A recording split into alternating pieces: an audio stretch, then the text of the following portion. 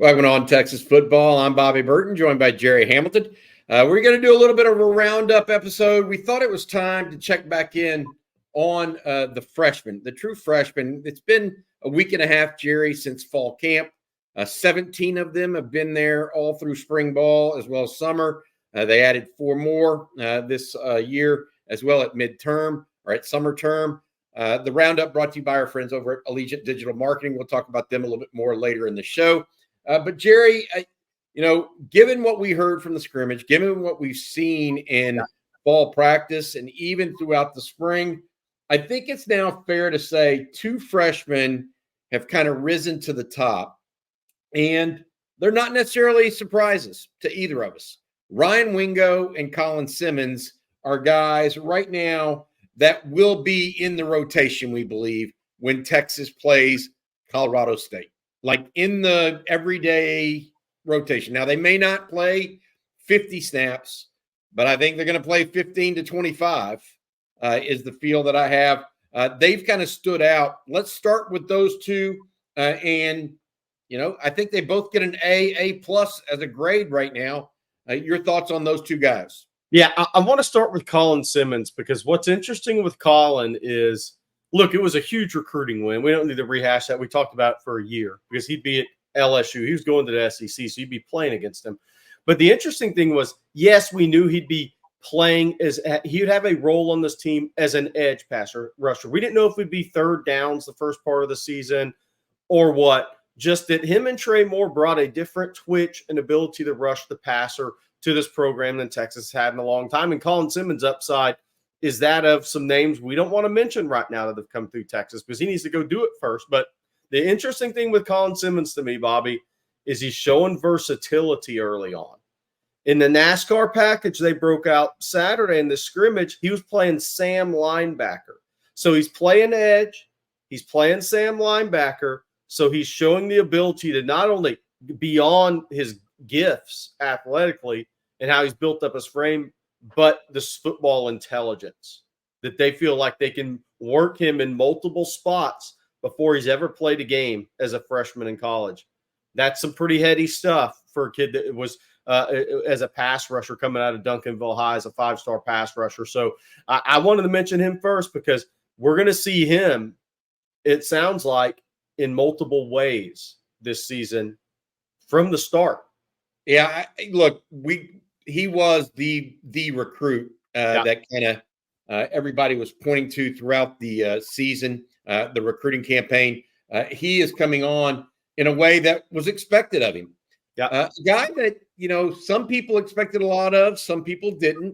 I think he was highly rated by some outlets and not as highly rated by others, is Ryan Wingo. But the true freshman from St. Louis has been everything and then some that Steve Sarkisian could want. He made another play, more than one play in Saturday's scrimmage, including a couple of tantalizing catches as well as the every down catch.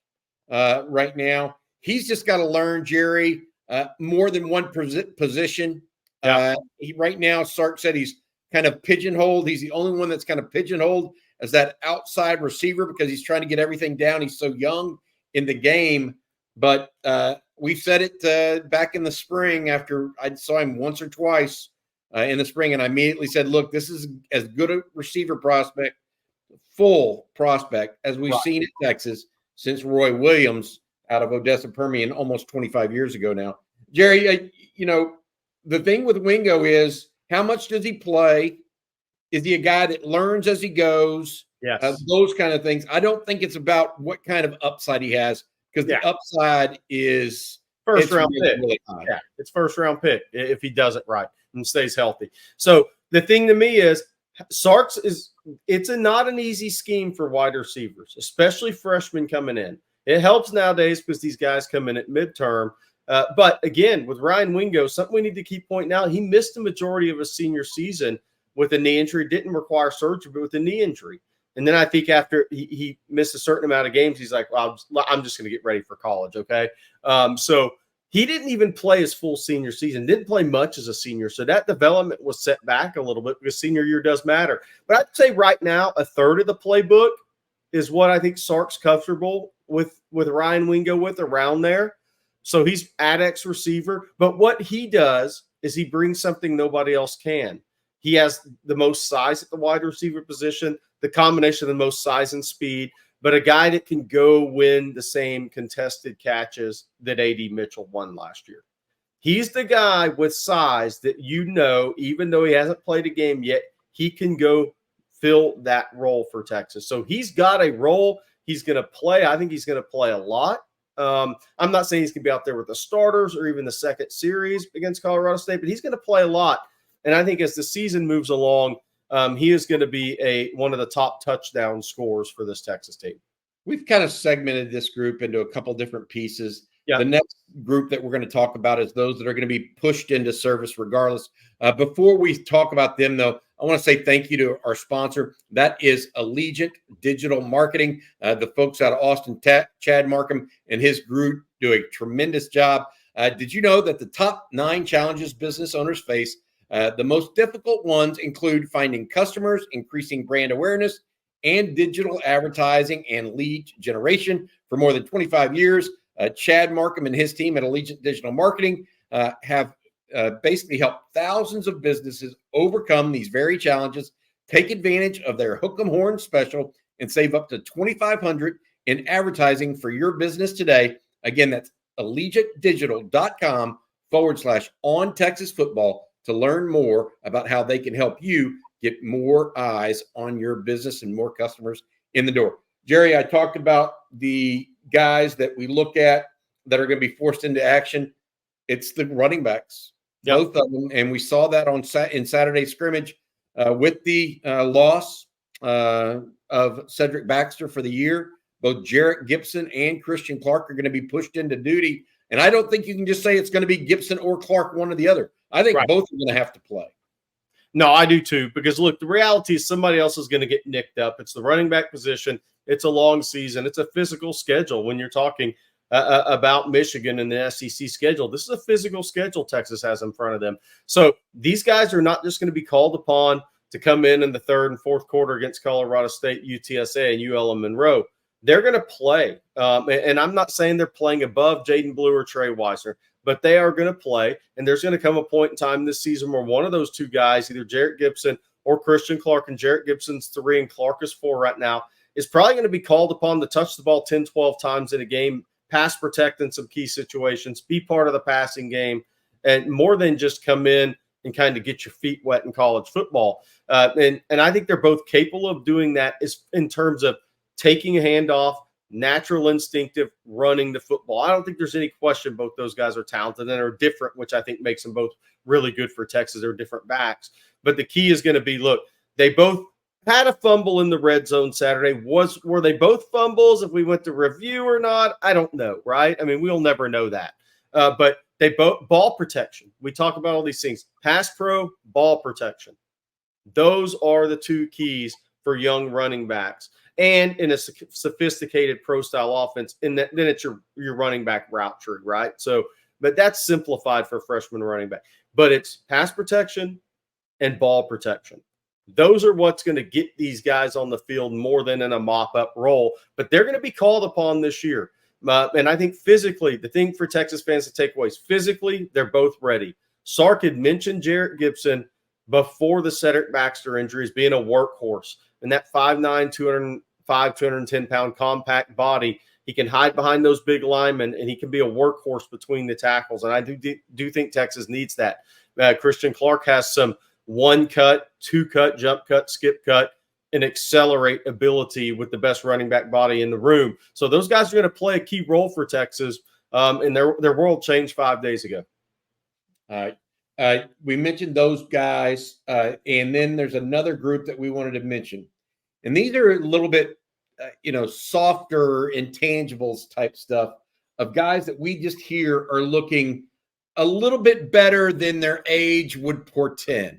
Yes. Let's say that. Now, there's still more guys other than these, but I'm going to go down the list, okay, that we've got here. Jordan Washington, Anthony Smith, so the tight end, the linebacker, Alex January, defensive lineman, Brandon Baker and Daniel Cruz on the offensive line, and Trey Owens at quarterback. Yep. Those guys are the next group of guys that we're hearing are making some noise despite being just true freshmen. Yeah. Let's start with Jordan Washington, and then we'll hit the defense. Jordan Washington and the two offensive linemen, I think. Jerry Washington made a play in the scrimmage yesterday. He made a play in the spring game. We saw those. Made more than one play in the spring game. He may just be a guy that keeps growing and building over his Texas career. And all of a sudden, you know, Jeff Banks called him a rising star. Right. I mean, he has done nothing to disprove that to this point of his career. It is young and it is early, so you don't want to hoist too much expectations on him, but really off to a nice start. Yeah, he is. And look, he's one of those guys that was a basketball player that got serious about football late in high school. He was very well coached by Todd Thompson at Langham Creek.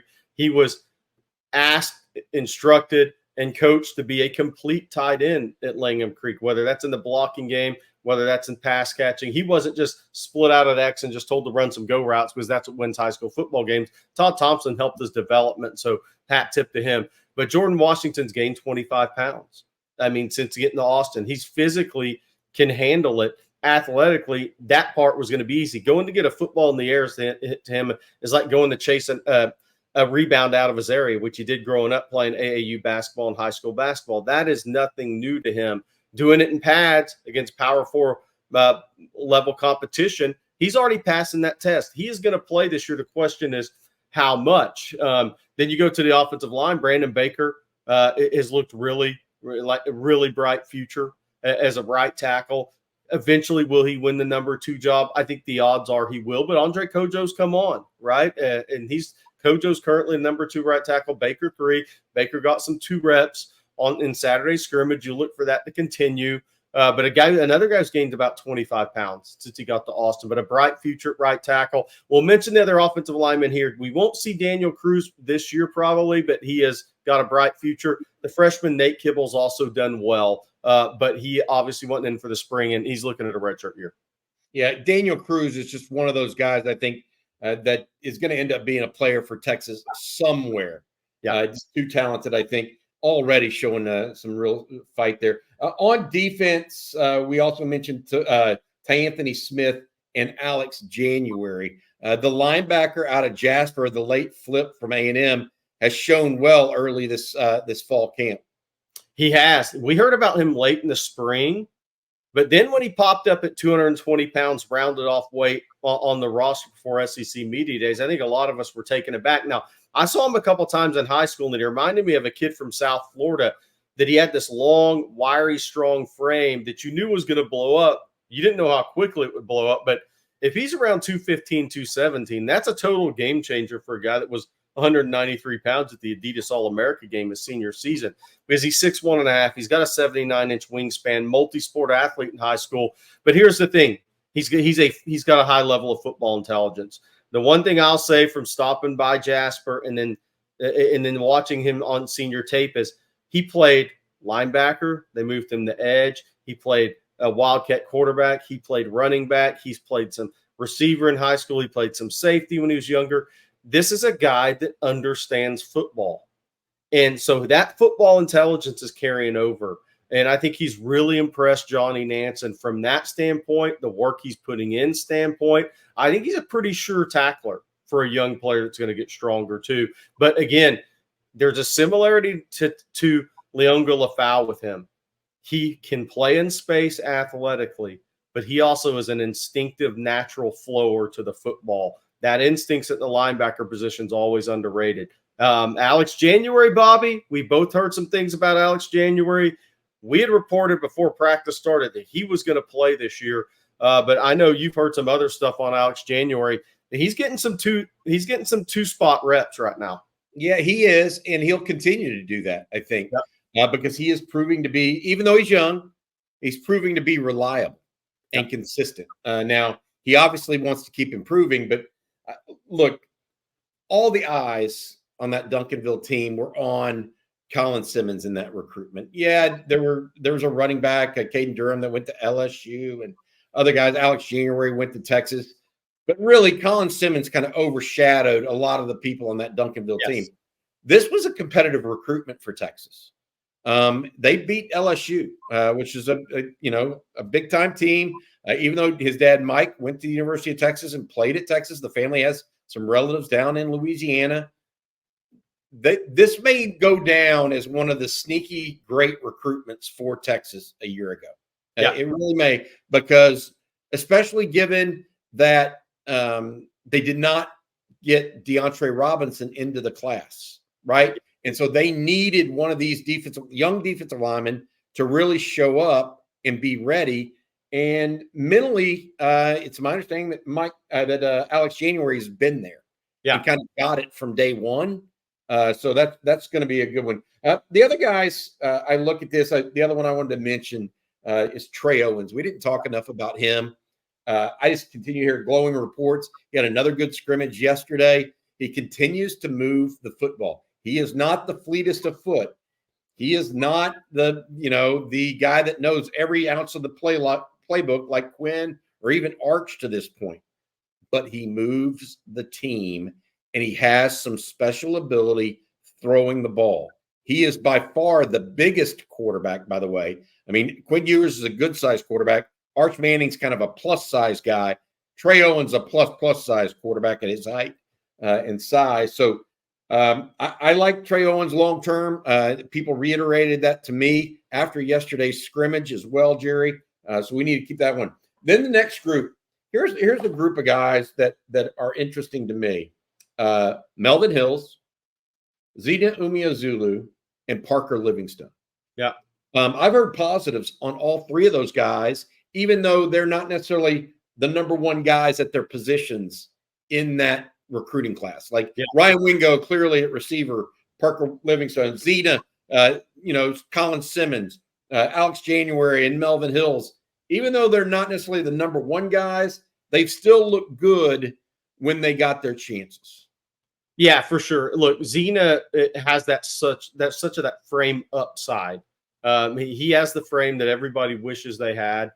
He has enough quickness to go with it. He's not a twitched up pass rush guy.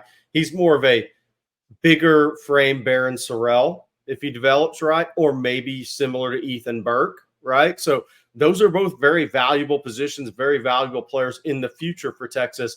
Parker Livingstone has added to that size. Again, missed the majority of his senior season with a broken foot that required surgery. So he missed a key senior season of drawing best defender, bracketed coverage, and going and being the guy, right? So he's catching up with that, had a solid spring, but has come on this year to the point of in the future you say, okay, this guy he has a chance to be a really good rotational receiver at Texas in the future. And he's just got to have a little patience as he continues to learn the position and learn Sark's scheme. Melvin Hill's interesting, didn't come in for spring practice. He was 275 pounds when I was at Lafayette Christian Academy last year in August.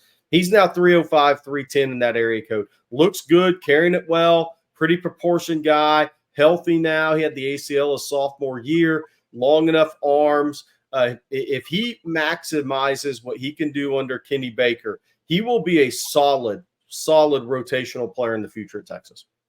I want to mention this. Two receivers did not play yesterday.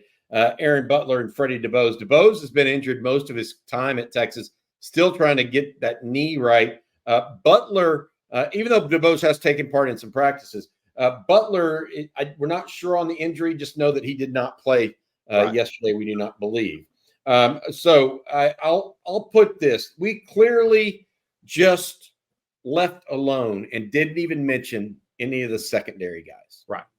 And Jerry, there's a reason for that. You and I talked about it before we got going on this podcast. And that is, we don't know if any of them have started sticking out. Right. And there's five of them.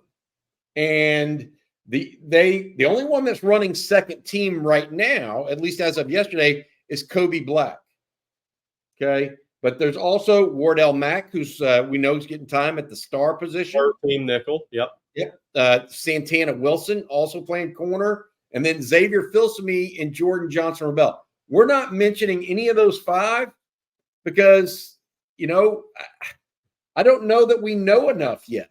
We haven't heard, and I haven't personally heard enough yet to say, hey, this guy's going to be really good, or this guy's going to break into the lineup.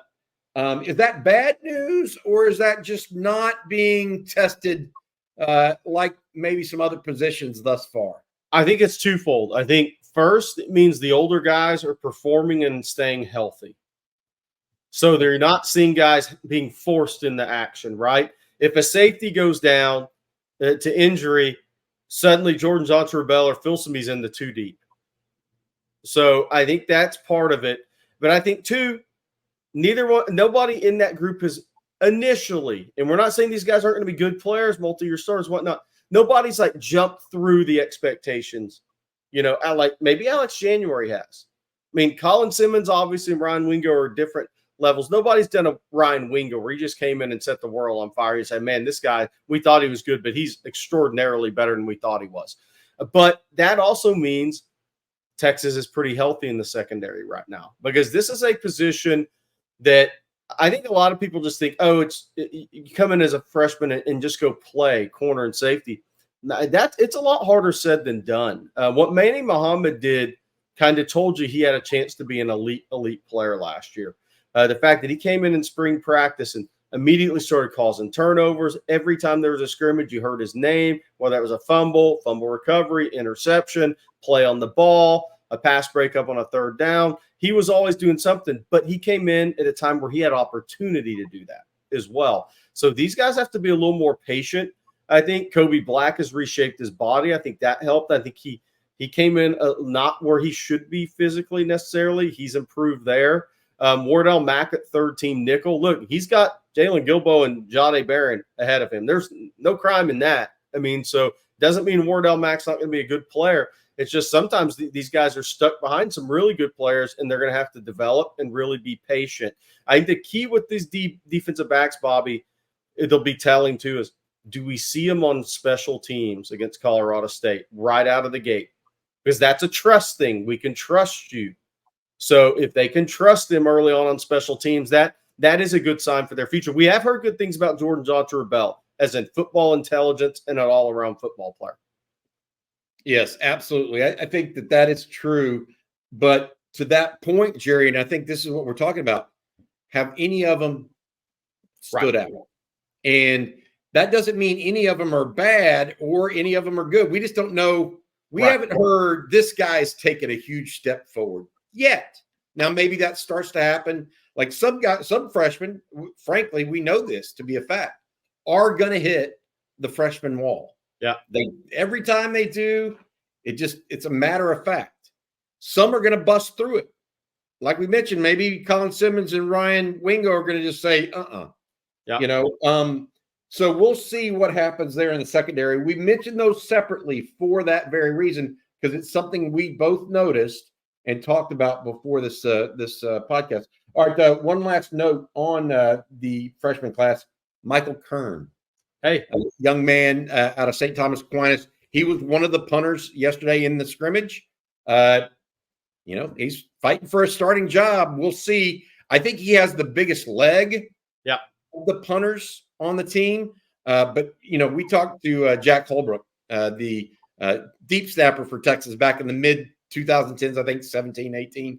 He said the thing that the coaches are going to look for in the punter is consistency. Yeah. And I don't know if Michael Kern will be the most consistent over an Ian Ratliff that is a walk-on, but has been there a couple of years already.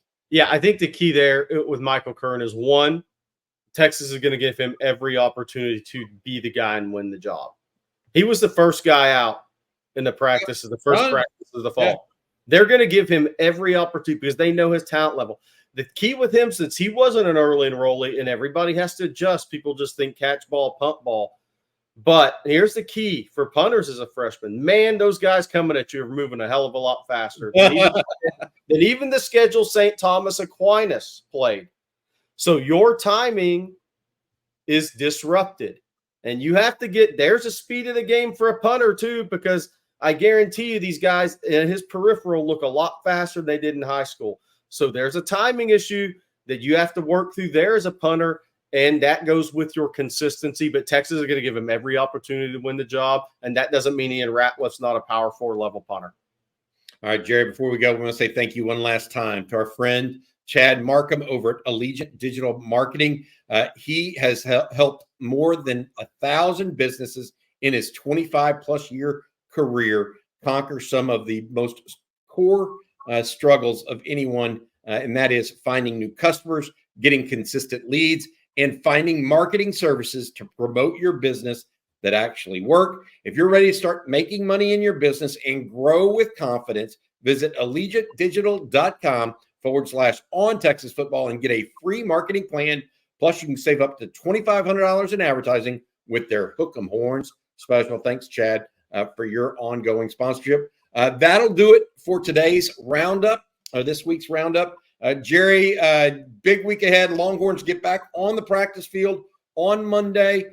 We have a live stream tonight. Please visit us and join us in the conversation. We have a lot of news and notes, etc., on the scrimmage from yesterday on ontexasfootball.com. Join in the conversation there, if you will. For Gerry Hamilton, I'm Bobby Burton. We'll be back around 7 o'clock tonight. Hook 'em.